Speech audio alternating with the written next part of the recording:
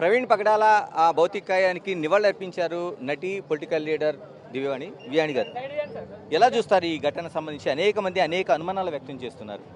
అనుమానాలే కదండి, ఇంకా అది ప్రూవ్ అవ్వలేదు.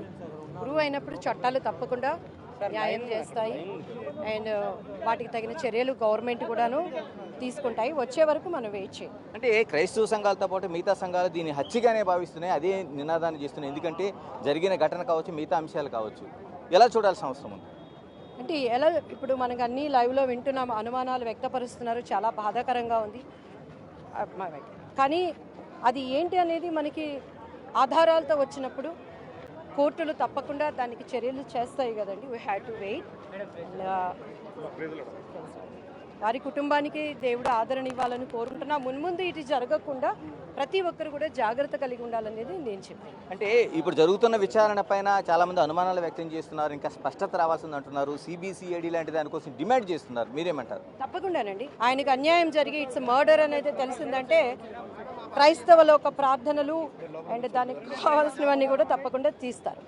అంటే ఇప్పుడు నిజంగానే క్రైస్తవ సమాజం అంత అభద్రతలో ఉందని అనుకుంటున్నారు? అది వాస్తవం అండి. ఈరోజు ఏ కులమైనా ఏ మతమైనా మనకి ఒక స్వతంత్రత ఉంది భారతదేశంలో. సర్టన్ క్రైస్తవులు అంటే తక్కువ చూపు, క్రైస్తవులు అంటే ఇలా అనేది అది అన్నింటిలో జరుగుతున్నదే. సో అటువంటి భావన తీసేయాల్సిన బాధ్యత గవర్నమెంట్స్ మీద కూడా. ఏపీ ప్రభుత్వం చేస్తున్న ఏదైతే సమగ్ర విచారణ చేస్తామని చెప్తుంది, దాన్ని మీరు ఎలా చూస్తున్నారు? తప్పకుండా అండి, I trust in Chandrababu Naidu గారు. అది ఒక ఆయన అనుభవం ఉన్న నాయకులు. ఆయన ఈరోజు కూటమి కాకపోయినా కూడా టీడీపీలో నేను వర్క్ చేసి వచ్చాను.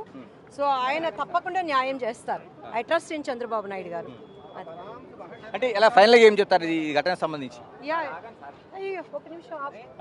ఇది చాలా బాధాకరం, చాలా బాధాకరం. ప్రతి క్రైస్తవులు కూడా ఇటువంటివి జరగకుండా జాగ్రత్త తీసుకోవాలి. ముందు జాగ్రత్తతో మనం వెళ్ళాలి. అదే ఆయన వెనకాల ఎవరో ఒకళ్ళు ఉండుంటే ఈరోజు ఇటువంటి అనుమానాలకు మనకు తావు ఉండేది. ఫ్యామిలీతో మాట్లాడారు మీరు ఏమైనా?